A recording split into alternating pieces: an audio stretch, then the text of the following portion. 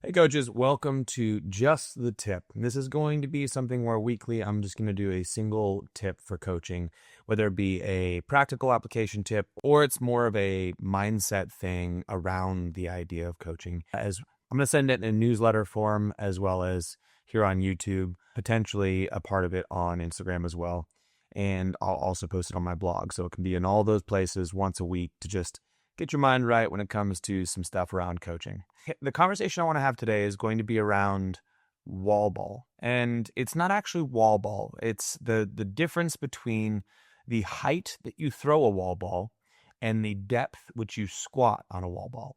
Now, in wall ball, there's essentially two standards: making sure the ball hits above a certain mark and making sure your hip goes below parallel.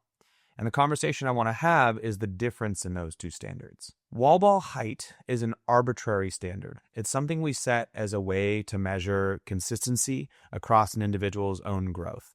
If they're hitting the same height each time, then it means that they can compare themselves to themselves down the road. That's an important thing when it comes to a program that's looking to make you better at doing things physically. Can we measure the same output or see if we're going faster or see if things are easier because we're hitting the exact same place each time? The main purpose of that is consistency so we can compare ourselves to ourselves. Now, the depth of the squat actually is deeper than that. No pun intended. But it goes beyond just being able to compare ourselves to ourselves. That is part of it with the squat. But the more important piece is that that's preserving human function. That's preserving the ability to pass through a range of motion with your body that is essential to living a high quality of life. Being able to throw a wall ball to 10 feet each time is not necessarily essential to a high quality of life. 9 foot would probably give you the same thing. 8.5 foot would probably give you the same thing.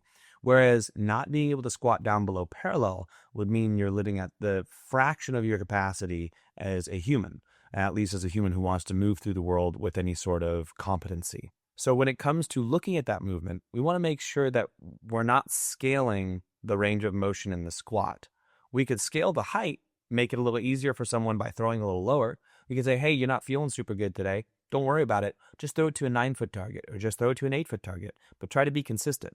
What we don't want to scale though is we don't want to scale the range of motion because we're losing human function there. So when you're looking to modify certain movements, make sure that you note the difference between something that is, hey, this is an arbitrary scale that is set in order to just get consistency and so we can compare ourselves to ourselves, or this is movement function that's essential to living a high quality of life. Most movements will have a combination of these two things. One of these things is more appropriate to change than the other. And if they can't do the function-based one, we want to address that and seek ways to gain that function back so they can live a higher quality of life. I hope that makes sense. If not, shoot me a message down below and we can chat it out. As always, stay virtuous.